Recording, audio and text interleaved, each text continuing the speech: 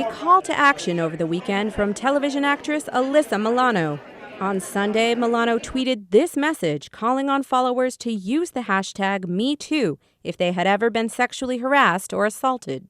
Those two words quickly lit up social media as thousands of women poured out their personal and painful experiences in an effort to show how common sexual harassment is. Also joining the rallying cry, men, some with their own stories of unwanted attention and others urging solidarity with victims. And right back here, Hardy, if you don't mind. The social media campaign comes in the wake of a widening harassment scandal involving disgraced Hollywood producer Harvey Weinstein.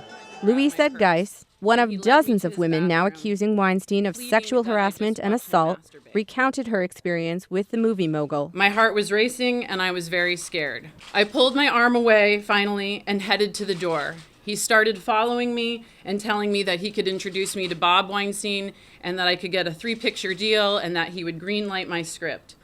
But I had to watch him masturbate. A spokesman for Weinstein has denied the accusations, calling all encounters consensual. But the outrage is only growing louder and sending the message that sexual harassment and assault are not acceptable behavior. After being ousted from the production company he co-founded, members of the Academy of Motion Picture Arts and Sciences voted to expel Weinstein from the organization over the weekend.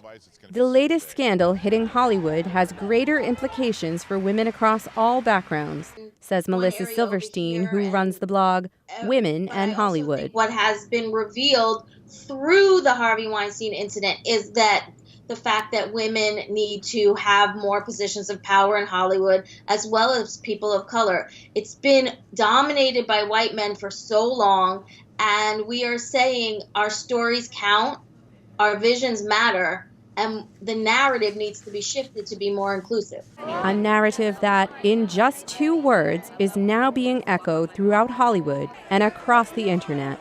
Elizabeth Cherneff, VOA News.